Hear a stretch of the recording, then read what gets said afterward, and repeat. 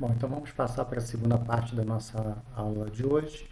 A gente vai falar do histórico da e evolução, né, da computação, mais especificamente do computador, para a gente poder entender como a gente chegou no computador moderno, no computador digital moderno.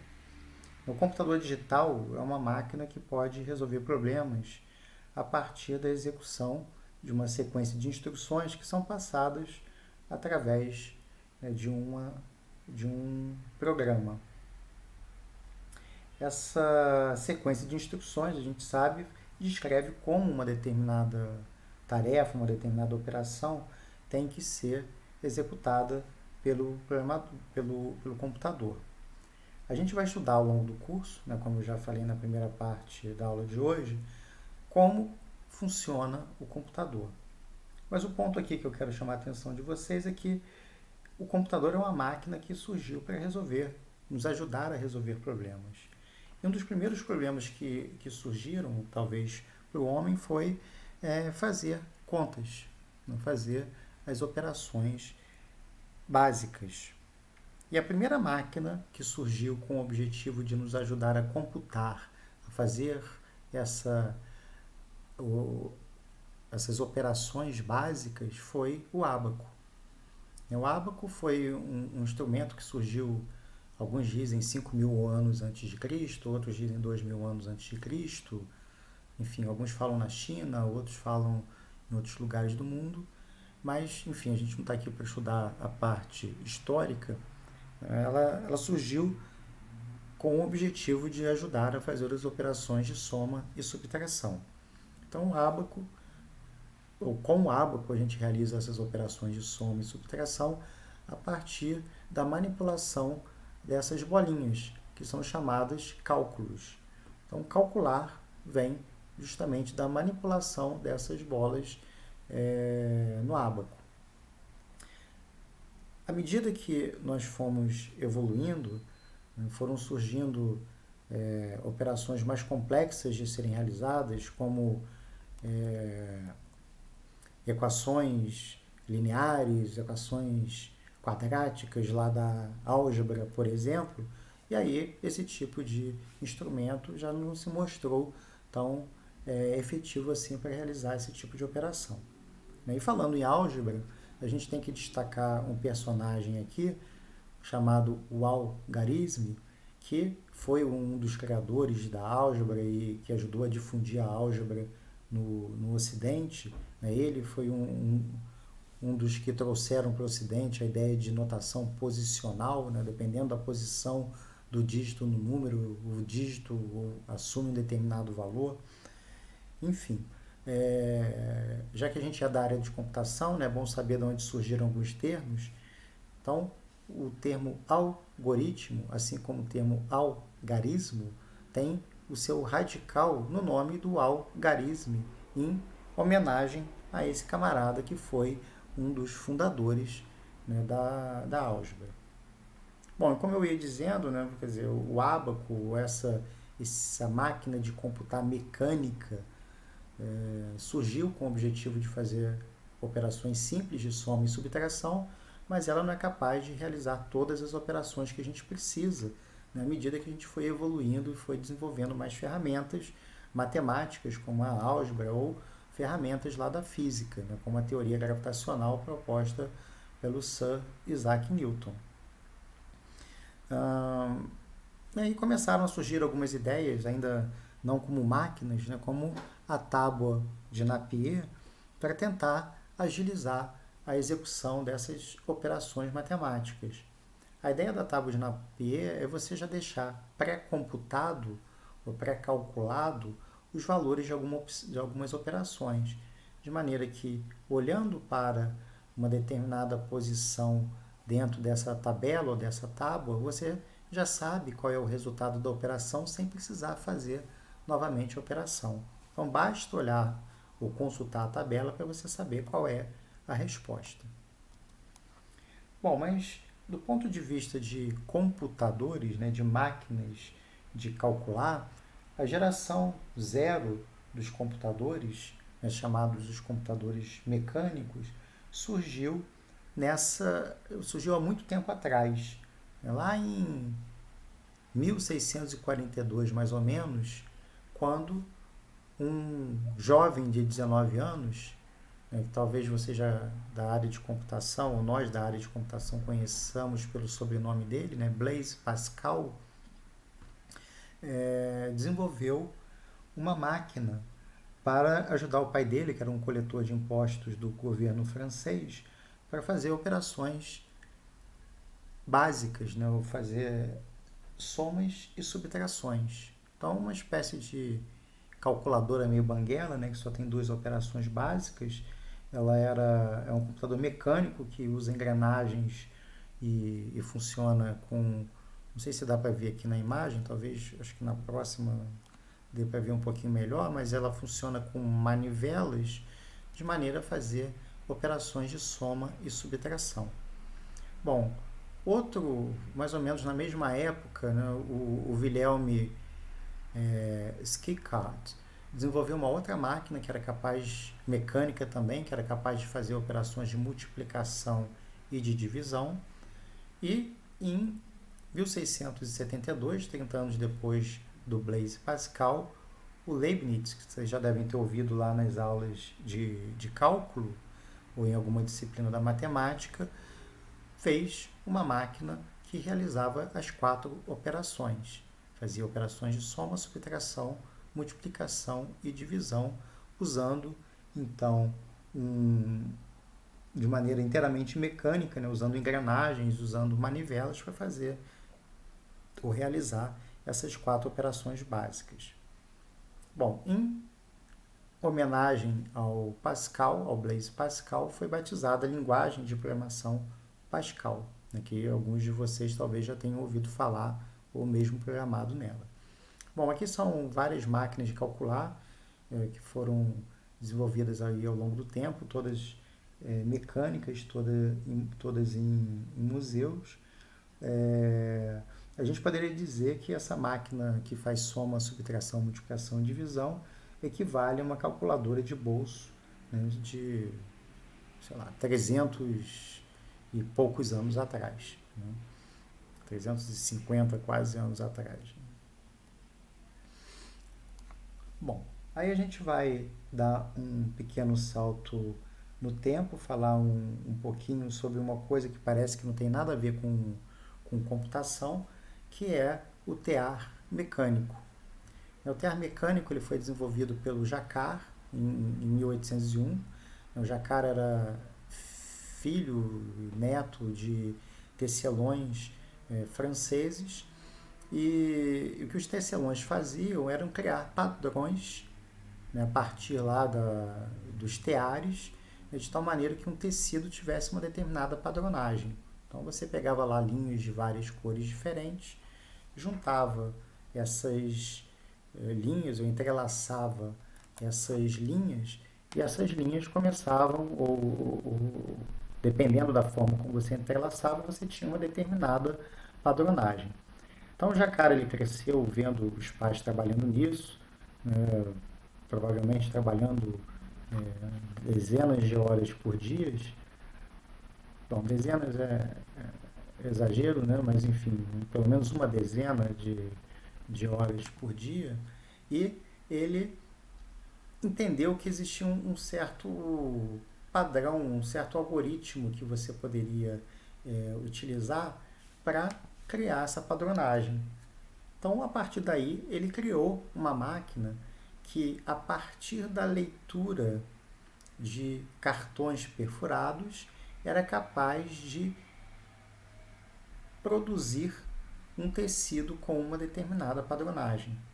Então, lendo uma sequência de cartões que, vamos colocar entre aspas, programavam essa máquina era capaz de produzir uma saída, um tecido com uma determinada padronagem específica na sua saída.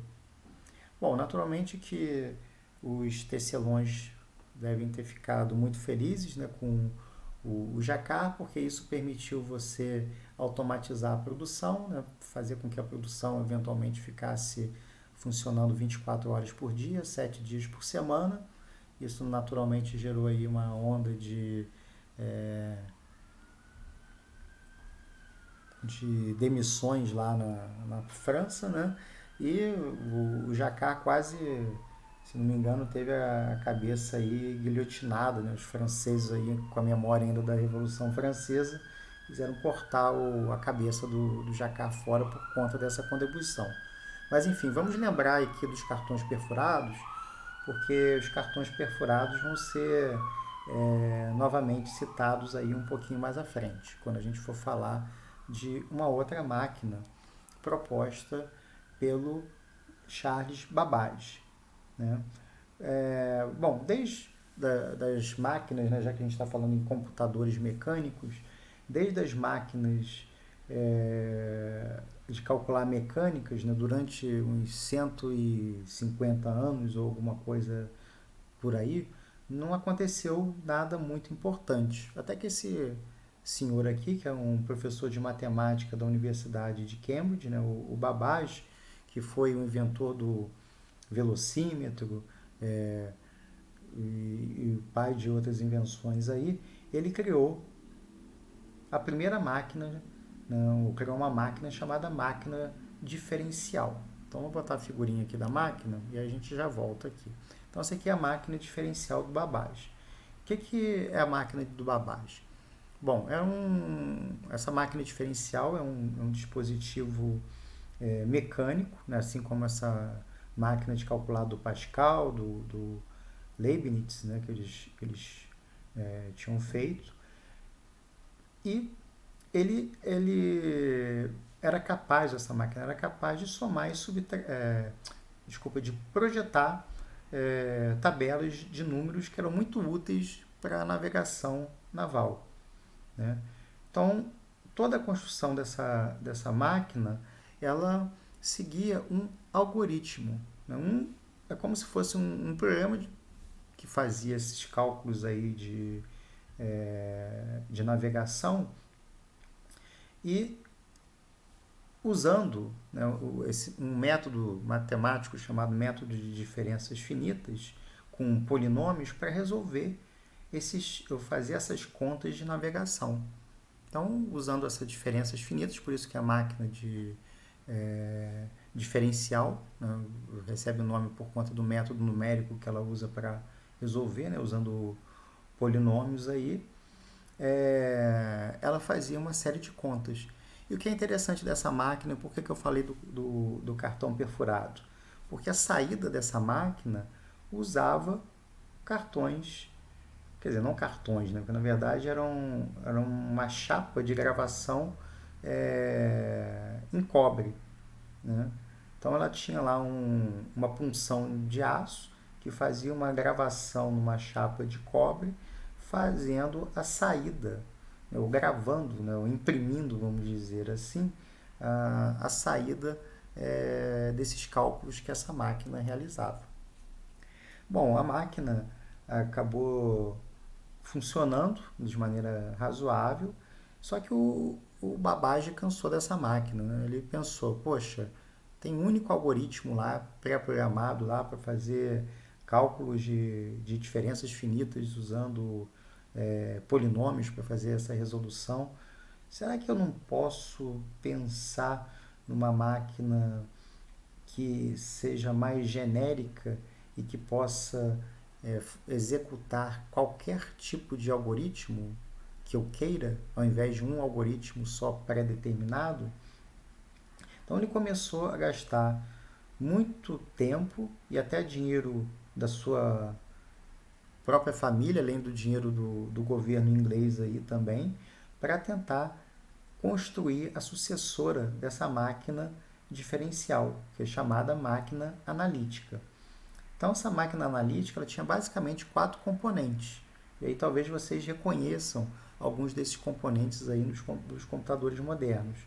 Uma unidade de armazenamento, que a gente pode chamar de memória, uma unidade que ele chamava de moinho, que seria uma unidade de cálculo, o que ele chamou de seção de entrada, que seria uma leitora de cartões perfurados, né, parecido com os cartões do nosso amigo Jacquard, e uma unidade de saída também, é uma espécie de impressora, né, com uma saída perfurada aí.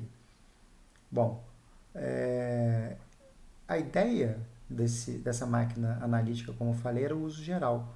Então você poderia ler instruções a partir da entrada, cartões perfurados da entrada, e executava instrução por instrução. Então, algumas instruções mandavam, por exemplo, a máquina buscar números na memória, né, que ele chamava de armazenagem, trazer até a unidade de processamento, que seria a unidade que ele chamou de moinho, fazer uma determinada operação, né, por exemplo, somar esses números e depois colocar o resultado de volta, por exemplo, na memória, nessa armazenagem.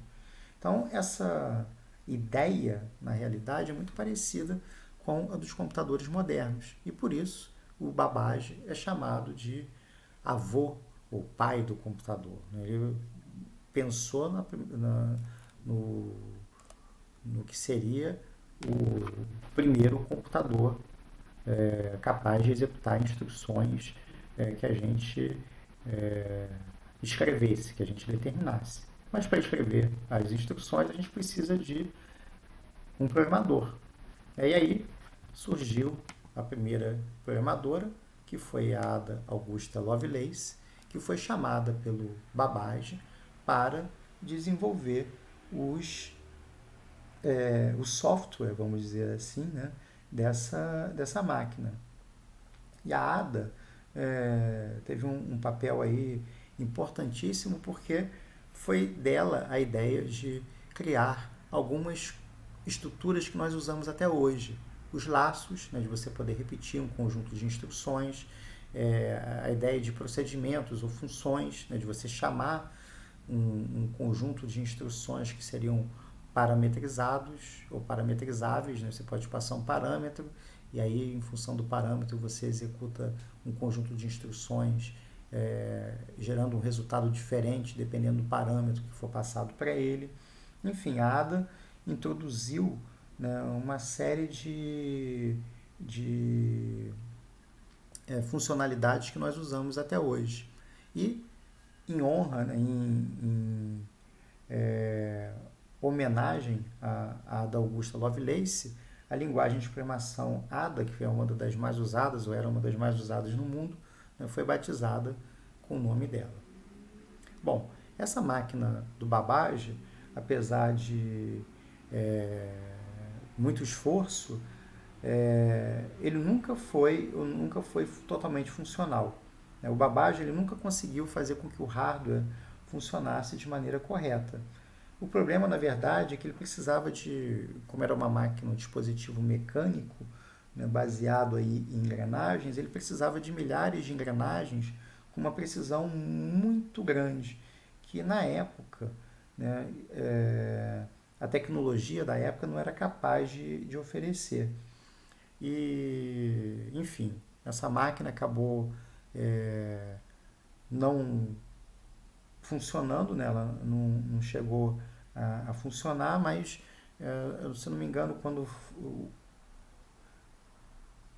no centenário de morte do Babbage, alguma coisa assim, o pessoal da Universidade de Cambridge, se não me engano, tentou reconstruir a máquina usando tecnologia moderna e, voilá, funcionou.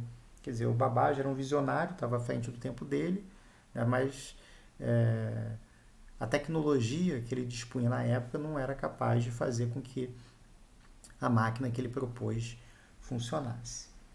Bom, aí vamos dar um pulinho, né, sair um pouquinho dos computadores mecânicos e falar um pouquinho rapidamente de um outro matemático, também inglês, George Boole, que em 1854 propôs a chamada lógica booleana, uma lógica baseada apenas em dois valores, o valor verdadeiro e o valor falso, ou para a gente, o valor 0 e o valor 1.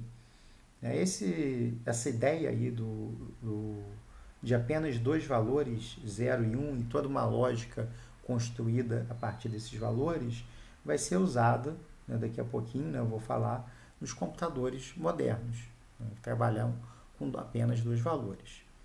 Bom, vamos falar também de outra máquina que, apesar de não estar, talvez, aí muito, ou a princípio, né, não parecer uma máquina diretamente relacionada aos computadores modernos, mas que teve um impacto muito grande, porque foi uma máquina que mais tarde foi dar origem a uma empresa, né, que a gente conhece aí do mundo da computação, que é a IBM. Mas vamos lá, vamos contar a história de como surgiu essa máquina e o que ela faz. Bom, o governo americano estava com um problema muito sério de que os resultados do censo demoravam muito tempo para serem computados. Você ia à casa das pessoas, fazia uma série de perguntas, os recenseadores, e você depois tinha uma dificuldade muito grande de tabular os resultados, né? De você chegar ao resultado do censo a tempo de poder usá-lo, né? As coisas estavam tão demoradas e a população estava crescendo tanto que o resultado do censo estava saindo quando um novo censo estava começando. Isso aí, em termos de planejamento, de política pública, é muito ruim, né, para um país que leva a sério esse tipo de coisa. Porque você provavelmente vai demorar muito tempo para descobrir que precisa de uma escola primária num determinado lugar. Aí você vai, constrói a escola, e quando a escola está pronta, não é mais uma escola primária que você precisa, é uma escola secundária, porque as crianças já estão, de repente, no ensino médio. Bom, então o governo americano abriu uma licitação, né, uma espécie de licitação, para que as empresas pudessem propor soluções para esse problema. E aí que entra na história o Hermann Hollerith. O Hollerith, ele propôs uma máquina que fosse capaz de calcular, né, de computar, de tabular automaticamente as respostas desse censo. E essa empresa, mais tarde, que o Hollerith tinha, né, que foi participar dessa licitação, veio se tornar a IBM. Então, o Hollerith propôs nessa licitação uma máquina de perfurar, tabular e ordenar cartões, usando o cartão perfurado, novamente, né, lá da ideia do Jacquard. Então, qual era a ideia do Hollerith? A ideia é que o recenseador iria para a casa da pessoa e as respostas de cada uma das perguntas já estariam impressas nesse cartão e caberia ao recenseador fazer furos em determinadas posições desse cartão. Então, sei lá, vai lá na casa da pessoa. Quantas pessoas moram nessa casa? Pergunta 1. 8 pessoas. Você vai lá, marca 8. 8 ou mais, sei lá. E dessas pessoas, quantas são menores de 10 anos? São, sei lá, 5 pessoas. Você vai marcando para cada uma das perguntas, você vai furando a resposta àquela pergunta. Bom, e aí, qual é a ideia do Hollerith? Você pega cada um dos cartões, né, de cada uma das casas que o recenseador visitou, e você coloca ou insere numa maquininha, né, num pedaço de uma máquina, né, aqui está a máquina, a tabuladora que ele propôs. Então aqui nesse pedacinho de madeira estaria aqui uma parte, se não me engano, elétrica, né? E aqui, esse pedacinho aqui é o zoom que está sendo dado, né? Então nesse pedacinho aqui da máquina, a gente tem um zoom. Então a pessoa ficaria sentadinha ali na máquina, né? O recenseador chegou com os cartões, a pessoa que fica responsável por tabular os resultados vai pegando uma pilha de cartões e vai colocando aqui nessa posição aqui da máquina. Aí reparem, não sei se dá para ver muito bem na imagem, que tem uma série de, vou chamar aqui de dentes de ferro, sei lá como é que chama esse negócio aqui, que ficam presos nessa máquina. A ideia é que cada pedacinho desse de ferro vai descer em cima de uma das respostas, ou das possíveis respostas que foram dadas. Mas só vai encostar nessa base aqui de metal aquele pedacinho, aquela ponta de ferro que tiver descido em cima de um pedaço que foi perfurado do cartão. Aí entra esse anexo aqui, né, que teria algum, sei lá, uma espécie de uma bateria, alguma coisa assim que gera eletricidade, uma corrente que está alimentando essa plaquinha aqui embaixo. Qual é a ideia? É que quando, né, você tem isso aqui energizado, o papel vai ser um isolante. Quando uma ponta daquela de metal desce numa parte que foi perfurada, ela encosta nessa chapa aqui e transmite a corrente que vai incrementar um determinado contador com uma determinada pergunta. Então, todas as perguntas do censo estariam aqui, né, ilustradas, é uma espécie de um, sei lá, um relógio, um contador. Você encostou aqui a ponta, desculpa, você encostou aqui a ponta, o cara ali vai ser incrementado. E assim, você consegue automatizar o processo e fazer a contagem de maneira muito mais rápida. Então, esse aqui foi o projeto do Olerite, ganhou naturalmente o projeto, e essa empresa dele depois foi se juntando a outras empresas, eles foram adquirindo, fundindo, etc. E acabou virando a IBM. Muita gente conhece contra-cheque com o nome de Olerite. O Olerite às vezes é chamado, ou é um sinônimo de contra-cheque, porque as empresas, né, a IBM aqui no Brasil, durante muito tempo foi responsável pela manipulação dos dados das empresas para gerar os contra-cheques, né, manipulação das folhas de pagamento, e vinha lá o nome do Olerite no contra-cheque da pessoa. Então a pessoa recebia o Olerite, né, recebia o contra-cheque dela, estava lá o nome Olerite lá por ser o presidente ou o dono, o presidente, né, da IBM, um acionista majoritário, não sei, da IBM. Então estava lá o nome dele, as pessoas associavam o salário, né, o contra-cheque do salário ao Olerite. Então acabou ficando sinônimo aí de contra-cheque. Bom, vamos andar um pouquinho mais, continuar falando aí dos computadores, também da geração zero, vamos por assim dizer, né, que na década de 30, né, dando um grande salto aí, um pequeno salto a mais, né, de 1890 para 1930, é uma outra máquina aí também importante, né, quando o Zuse, que na época era um estudante de engenharia, né, o Zuse é um alemão, né, ele era um estudante de engenharia alemão, então ele construiu uma série de calculadoras automáticas usando relés eletromagnéticos, né? Bom, é uma época mais ou menos próxima à guerra, né? Primeira Guerra Mundial, Segunda Guerra Mundial, a Alemanha com problemas aí financeiros, então ele não conseguiu o financiamento do governo, mas o fato é que o Zuse desenvolveu aí uma máquina automática de calcular usando relés eletromagnéticos, e essa máquina foi destruída pelos bombardeios, né, dos aliados em Berlim em 1944.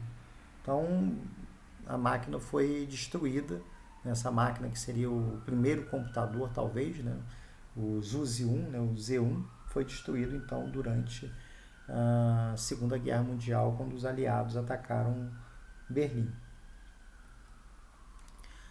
Bom, a gente tem que falar um pouquinho também sobre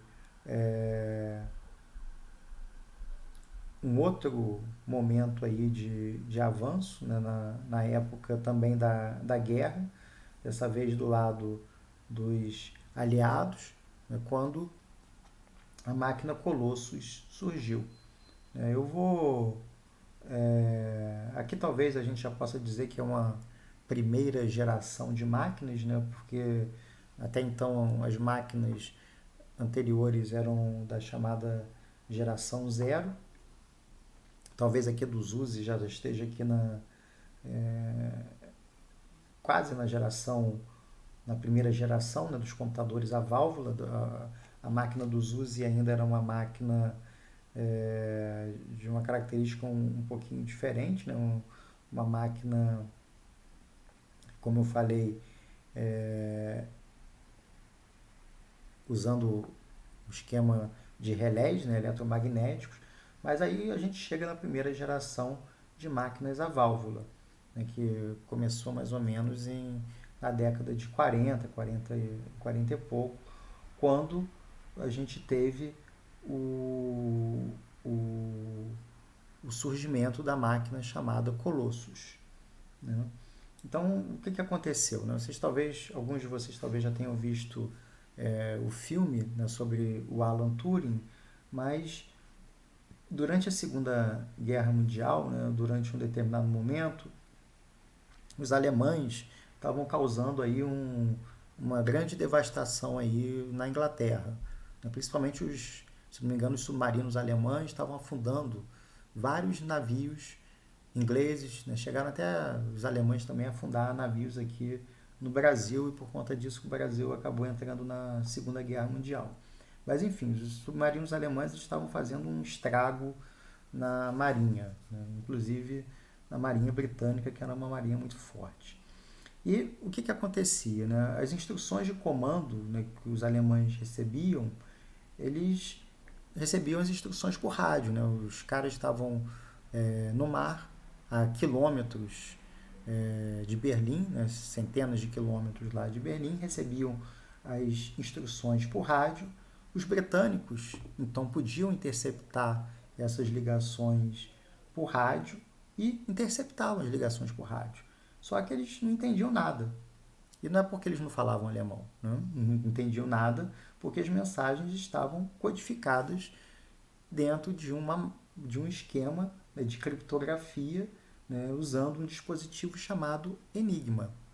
Então aqui está o Enigma, né, na verdade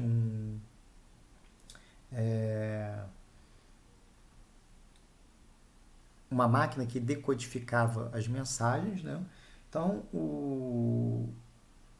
os britânicos até conseguiram, não sei se vocês chegaram a ver o filme, né, como eu falei, eles até conseguiram, junto com a inteligência polonesa, pegar uma dessas máquinas, né, do Enigma.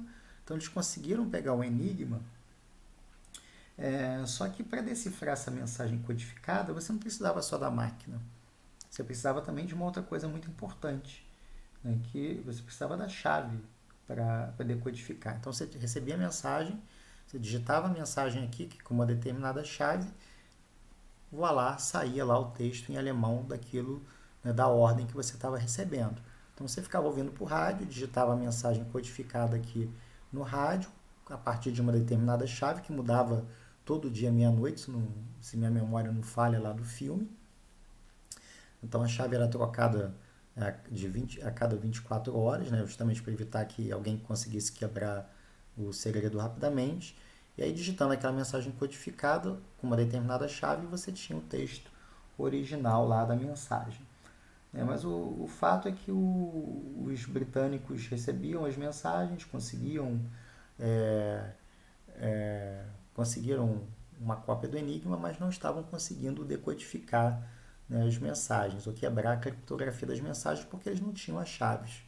Então eles chamaram um matemático brilhante, também inglês, o Alan Turing, que talvez vocês já tenham ouvido falar, ou se não ouviram falar, vão ouvir falar dele aí em inteligência artificial, enfim, em algum momento aí do curso vocês vão ouvir falar do Turing, ou falar mais do Turing, né, já que eu estou falando aqui dele agora.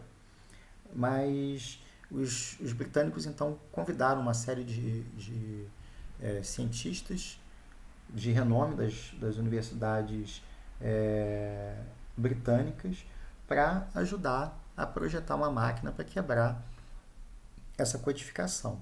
E o Turing, junto com um grupo dele, na verdade, né, no filme vocês vão ver que o Turing não era uma pessoa que gostava muito de trabalhar em equipe, mas enfim, junto com a equipe dele, né, em determinado momento eles começaram a trabalhar de maneira mais junta, mas conjunta. Eles, num projeto britânico que foi classificado como ultra confidencial, desenvolveu essa máquina chamada Colossus, que provavelmente sem ela os alemães teriam conseguido ganhar a Segunda Guerra Mundial.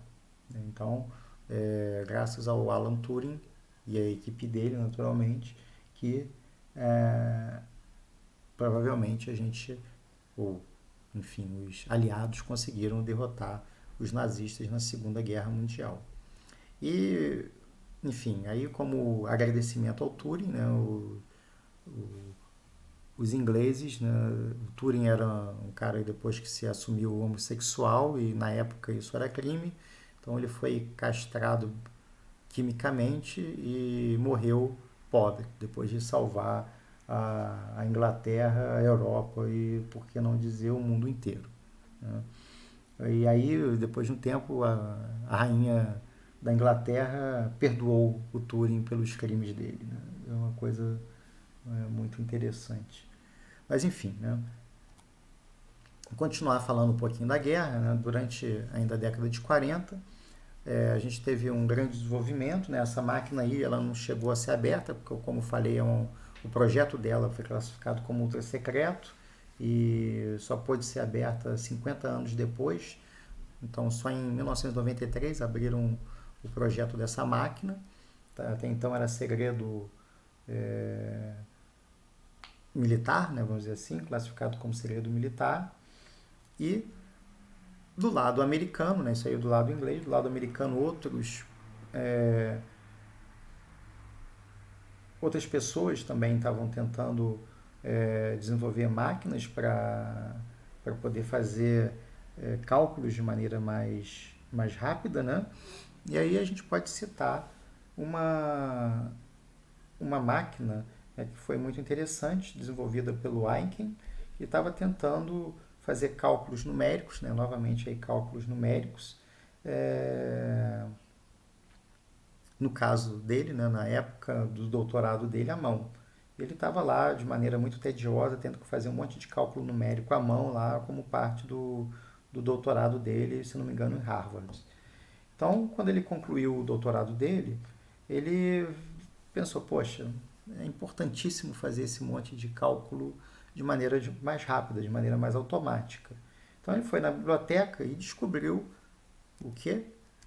O projeto do Babbage, que de certa forma, né, numa máquina diferencial dele, ele fazia contas, não sei se parecidas exatamente com as do Einstein, mas fazia de maneira mecânica, de maneira automática.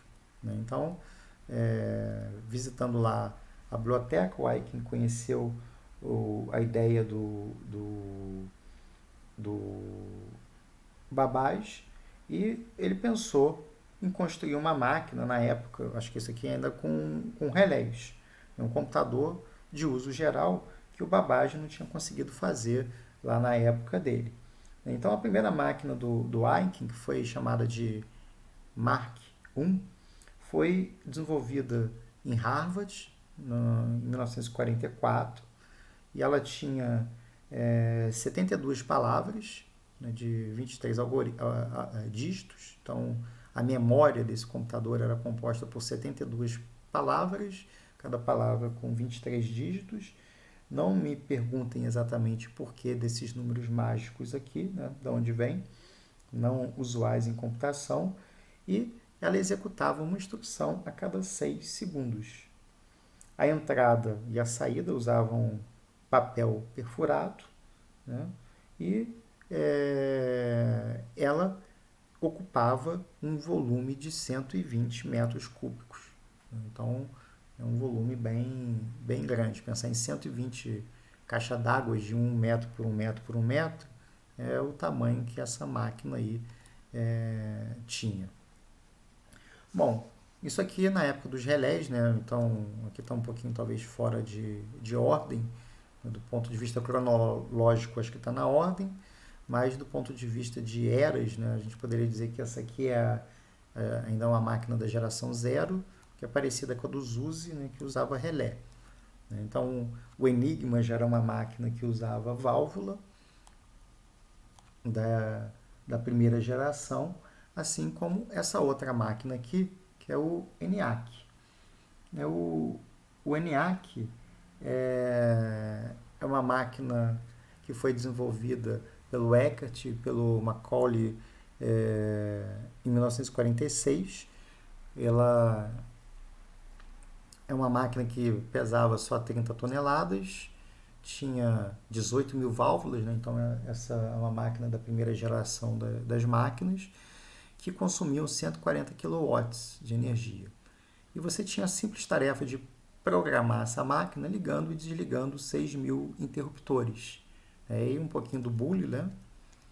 A gente vem aqui para a ideia da lógica booleana, que é você ligar ou desligar, né? Então 0 está desligado e 1 está ligando um determinado interruptor para você programar essa máquina. E essa máquina já era muito mais rápida do que a máquina do Einstein, né, que fazia uma instrução a cada 6 segundos. Essa já faz 500 operações em 1 segundo. Então, é uma máquina aí 3 mil vezes mais rápida, alguma coisa dessa ordem aí. E essa máquina mais tarde deu origem a uma empresa que talvez vocês não tenham conhecido, alguns tenham ouvido falar, que é a Unisys. Bom, aí a gente vai dar mais uma andadazinha aí para falar de uma outra máquina muito importante também dessa geração valvulada, né, de um outro cara, do von Neumann. O von Neumann era um matemático, um cientista da computação, né? Se você é da matemática, você vai dizer que ele é matemático. Se você é da ciência da computação, você vai dizer que ele é cientista da computação. Mas, enfim, o von Neumann é um cara genial, um cara que falava inúmeros idiomas, né? O cara era um poliglota com P, não só o P maiúsculo, né? Mas o P, o O e todas as letras maiúsculas. Ele dizem, né, que ele tinha uma memória de elefante, que ele conseguia citar sem olhar em nenhum lugar, palavra por palavra, todo o texto que ele tinha lido havia muitos anos de memória. Então um cara com uma memória gigantesca, e que ele era um cara muito interessado por computadores. E aí ele projetou uma máquina chamada IAS. Na época ele estava em Princeton, então esse IAS vem de Institute of Advanced Studies. Então é a sigla do instituto que ele estava, né, em Princeton. Mas uma coisa que o von Neumann, né, fez foi criar um projeto lógico que é muito parecido com o projeto que a gente vai ver aqui na nossa disciplina. Então ele dividiu o computador em unidades funcionais distintas, a memória, né, de maneira parecida lá com o que já tinham nos computadores desde a época do Babbage, né, que ele chamava de armazenagem, enfim, a memória, mas com a diferença de que a memória, no caso do computador de von Neumann, ele guardava não só os dados que você estava operando, ou os resultados das operações, como também o código. Então é uma diferença primordial. Então, diferentemente das máquinas que liam os cartões perfurados e iam executando instrução a instrução, essa você trazia da sua unidade de entrada o seu código e passava ele para a memória. Então a aplicação era armazenada na memória, além dos dados. Bom, você tem uma unidade de controle que lia as instruções da memória e a partir daí dava ordens para a unidade lógica aritmética, que era responsável ou é responsável por executar operações em cima de dados que vinham armazenados na memória. Aí o resultado dessa operação também era colocado na memória. E a saída, então, depois era gerada numa unidade de saída. Então, essa ideia de dividir em memória, unidade de controle, que vai controlar o funcionamento de uma unidade lógica aritmética, entrada e saída, é basicamente o projeto que ainda hoje é a base dos computadores digitais e vem lá do computador IAS, né, que é um computador, como eu falei, da época aí ainda valvulada, né, da máquina aí do von Neumann. Então, essa ideia, né, surgiu lá do von Neumann. Assim, ainda tem aqui a ideia do do acumulador, né, que é um cara que está dentro da unidade lógica aritmética, que é um registrador especial, né, que também a gente vai ver que existe nos computadores modernos essa ideia de registrador. Então é uma memória que fica aí dentro da unidade lógica aritmética. No nosso caso, a gente vai ver que também vão existir outros acumuladores ou outras memóriazinhos, né, internos, registradores especiais dentro da arquitetura, muito parecida aí com da máquina do von Neumann. Bom, aqui é só para colocar uma foto ilustrando aqui um disco, né? Um disco de 5 megas sendo retirado de um avião, né, de uma máquina do IBM, um sistema 305 RAMAC da IBM, que é o primeiro computador que tinha um HD. Olha o tamanho do HD e de uma capacidade de 5 mega. Né? Você vai pegar hoje 5 mega não são nada, né? Enfim, alguns gigas com tamanho aí muito menor, né? Então, só para ver como as coisas evoluem, não são só os processadores, né? As unidades de armazenamento também. Bom, aí a gente vai para uma segunda geração, que é a geração dos computadores baseados em transistor. O transistor ele foi inventado lá no Bell Labs, no laboratório de Bell, em 48, né, por 3 pesquisadores que ganharam o Nobel de Física, se não me engano, na década de 50, 56, eu acho, por conta desse desenvolvimento, né? Que o transistor ele revolucionou os computadores, né? Então, no final da década de 50, os computadores da geração anterior, né, válvula, estavam completamente obsoletos.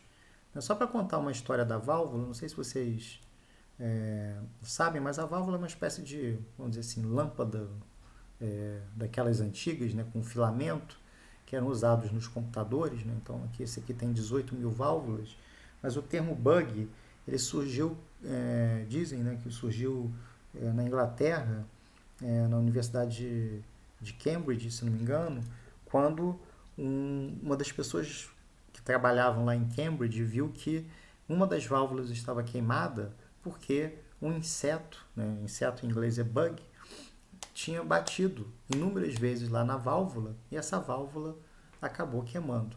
E aí o computador parou de funcionar por conta disso e ele anotou lá que aconteceu um bug, devido a um bug o computador parou de funcionar e por conta disso a gente usa o termo bug até hoje para se referir aí a problemas no funcionamento, aí, principalmente do software do computador, né? Se tem um bug. Então acabou o termo ficando aí ou pegando. Mas enfim, eu estava falando do transistor, né, que deixou a válvula obsoleta, porque ela é muito menor, muito mais rápida, muito mais duradoura, né? Não tem o problema do bug ficar batendo lá na válvula. Mas, enfim, os primeiros computadores surgiram, né? O primeiro no MIT, um chamado TX0, se não me engano, vem de Transistorized Experimental Computer 0. Né? Então, computador transistorizado experimental número 0. Né? Então, foi desenvolvido aí o primeiro computador transistorizado no MIT. Então, enfim, mas esse computador acabou que nunca foi grande coisa, né? Mas ele acabou levando, né, ao desenvolvimento de outros computadores também transistorizados. A gente pode falar de uns computadores da DEC. Uma das pessoas que trabalhavam lá nesse projeto foi fundar uma empresa, a DEC, acho que foi o Kenneth Oslin. Ele participou desse projeto do MIT, saiu e fundou a DEC e ele criou, dentro desse projeto, o PDP-1. Basicamente, um computador barato, na época, né, custava só 120 mil dólares, né, alguma coisa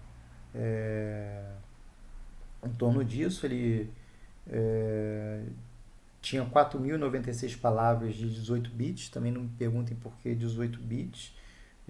Devia executar alguma coisa na casa de 20, não, 200 mil. 200 mil instruções por segundo. E ele, ele era muito mais barato que os computadores da época, né? Os computadores da IBM, né, o 7090, que era o computador, se não me engano, o mais rápido do mundo na época, ele custava milhões de dólares. Milhões. Então é um computador muito barato, né, foi criado. E a DEC ele conseguiu vender algumas dezenas aí de computadores. Um dos computadores foi, como o Kenneth Oslen era do MIT, né, trabalhou no MIT, eles deram para o MIT. E aí os alunos ficaram muito curiosos com aquele computador, né, no MIT. E o que aconteceu? Né? O PDP-1 ele tinha uma inovação na época que ele tinha um visor e ele era capaz de plotar. Né? O visor é como se fosse um monitor. Né? Ele era capaz de plotar em qualquer lugar dessa tela. Esse monitor tinha 512 por 512 de resolução. Aí você imagina um bando de estudantes ociosos, né? Não tinham que fazer cálculo, física e por aí vai, né? Tem muito tempo livre, né? Porque estudava só na véspera da prova, então nesse tempo que eles não estavam estudando, eles resolveram fazer um joguinho lá pro acho que é Guerra no Espaço, se não me engano. E aí esse computador acabou virando o primeiro videogame, né, do mundo. Custou só 120 mil dólares. Ainda bem que foi doação lá pelo pessoal da DEC.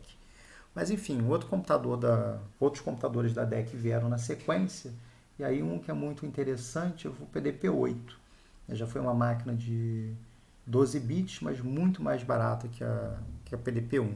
Custava 16 mil dólares.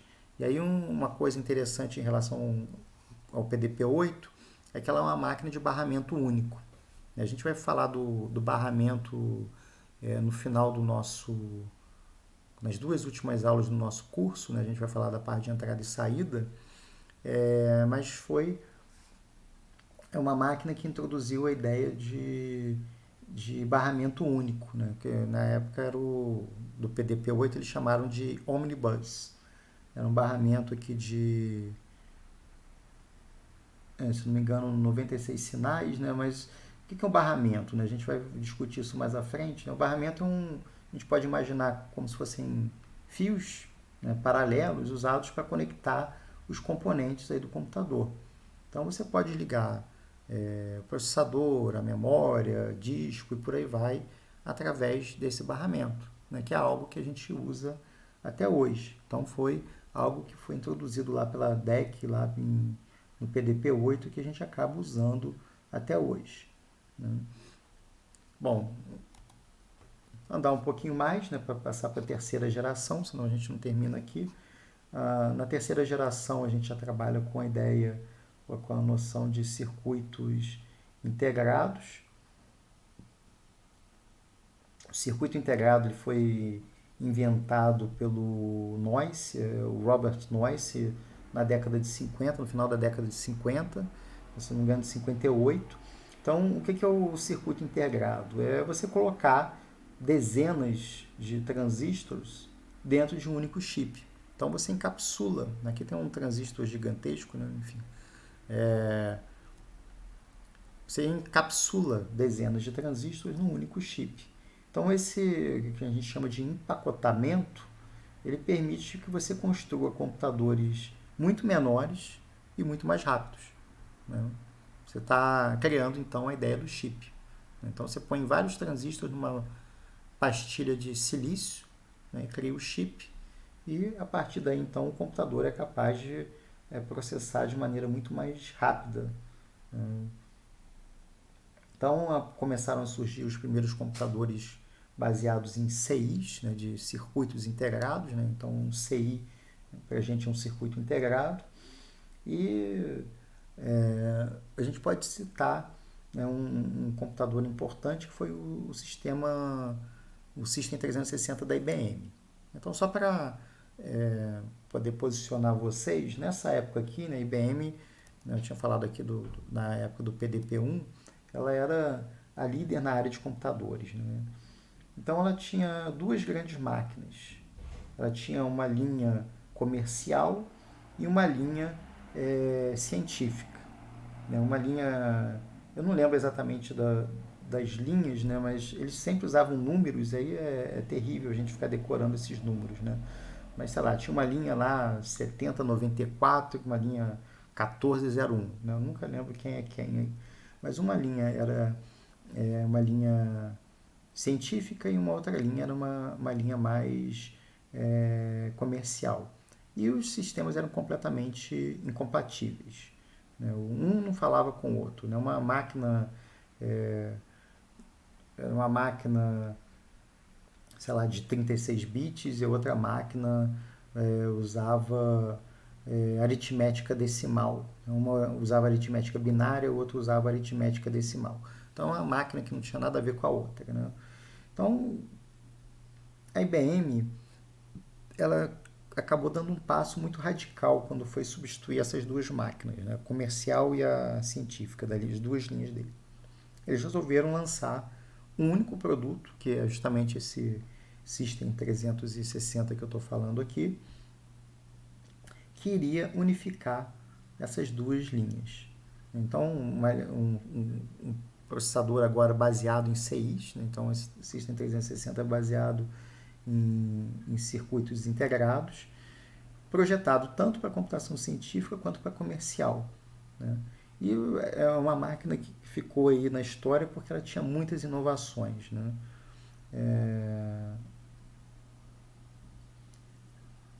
A primeira inovação dela é a capacidade de você ter múltiplos programas executando de maneira simultânea. Então, a multiprogramação. Então, vários aplicativos estariam na memória ao mesmo tempo. Então, não sei se todos já fizeram sistemas operacionais, mas a ideia é de que, enquanto, por exemplo, você tem uma aplicação esperando por entrada e saída, tá lendo lá do disco, ou escrevendo no disco, ou enfim, você pode executar uma outra tarefa que está com os dados lá no processador pronta para computar ou fazer alguma operação. Então, você utiliza mais a CPU. A CPU não fica parada esperando uma operação de entrada e saída. Enquanto uma operação de entrada e saída está em curso, outra operação, outra instrução de outra aplicação pode executar. Então você dá a ilusão que você está executando várias aplicações de maneira simultânea no processador, mas não está, né? Você só tem uma única aplicação. Você divide o tempo do processador em unidades, que a gente chama de time slots, né? Slots de tempo, unidades pequenininhas que cada um executa lá no processador durante um determinado intervalo. Se por acaso aquela aplicação precisa fazer entrada e saída, ela é retirada do processador e outra entra no lugar dela. Então você pode ter múltiplos programas executando ao mesmo tempo, coisa que os outros computadores não faziam. Né? Você executava uma aplicação por vez. Então foi uma das inovações aí da IBM. Mas eu estava falando dessas duas famílias, né, de computadores, o comercial e o 7094, 1401, que eu não lembro quem é quem, mas é a primeira máquina que pôde emular outro computador. O que é emular? É simular. Né? Então você simula. O IBM 360 ele simulava que ele era lá um 7094 ou um 1401. Então, qual era a vantagem disso? É que o cliente da IBM que tinha um 1401 podia comprar um 360 e continuar executando o mesmo código que ele executava lá no computador 1401 dele. E o cara que tinha o 7094 podia pegar o código dele e executar no 360, porque o 360 fingia que era o hardware do 7094. Tá, eu estou falando desses números, mas enfim, espero que sejam certos esses aí. Né? Então a emulação é um recurso que vários computadores, quer dizer, hoje em dia vários processadores, não processadores, né? A máquina virtual Java, por exemplo, usa essa ideia de emulação, né? Você tem lá um código Java, né? Então você finge que você é um hardware Java para aquele código. Então, independente de você estar executando Java numa televisão, num computador, enfim, num dispositivo qualquer, do ponto de vista do código Java, é como se você estivesse executando uma máquina Java, né? Uma máquina virtual, ela não existe fisicamente. Até poderia existir, né? Mas enfim, ela é uma máquina que emula, né? Ela finge ser uma máquina, né? Um cara que finge ser outro. Então você emula uma máquina. Bom, tem emuladores também de videogame, vocês já devem ter ouvido falar, provavelmente, né? Você tem lá um jogo lá das antigas, de um sistema antigo, um videogame antigo, você pode pegar esse joguinho e jogar no seu computador, porque você tem um emulador, né? Ele finge que é o hardware lá daquele videogame e você consegue executar aquele binário, aquele código que foi executado ou foi compilado, criado por uma determinada máquina. Então, criação lá do IBM 360. E outra coisa, né, que uma característica importante do 360, né, na época, eu tenho que lembrar que isso aqui é a década de 60, era o imenso espaço de endereçamento que essa máquina tinha, né? Então, como na época a memória era extremamente cara por byte, as pessoas achavam essa memória infinita e, por que não, desnecessária. Quase, pô, quem é que vai usar tanta memória assim? 16 mega é infinito, né? Nunca ninguém vai usar tanta memória.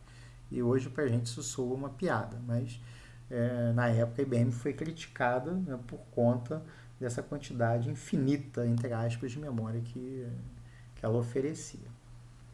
Bom, aí a gente chega na época da quarta geração, a geração VLSI, né, a gente poderia traduzir, bom, VLSI é Very Large Scale Integration, né, vem lá do inglês, a gente poderia traduzir por integração em escala muito grande, vamos dizer assim, né? Então a gente chega praticamente na última, na penúltima geração, né, onde você tem uma quantidade, como o nome diz, very large, né, uma enorme, né, uma muito grande quantidade de transistores num único chip.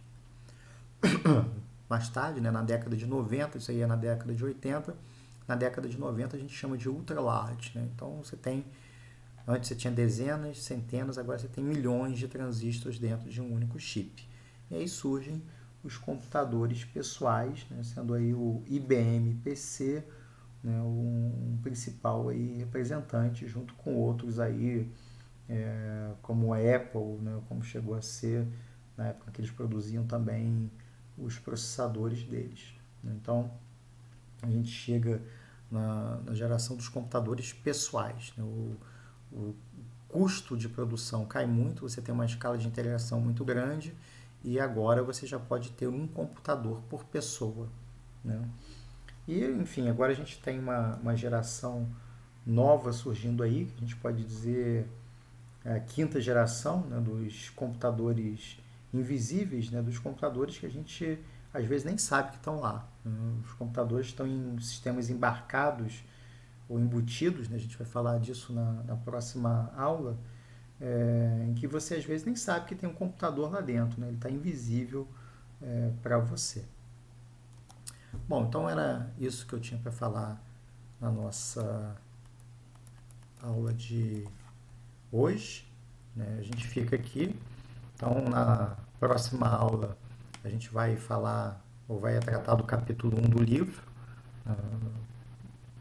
Vamos falar um pouquinho de abstrações e tecnologias computacionais, que na verdade é uma grande visão geral daquilo que a gente vai estudar aqui ao longo do nosso curso. Então, uma introdução para a gente mostrar tudo aquilo que a gente vai tratar ao longo do curso. Então, até a próxima aula.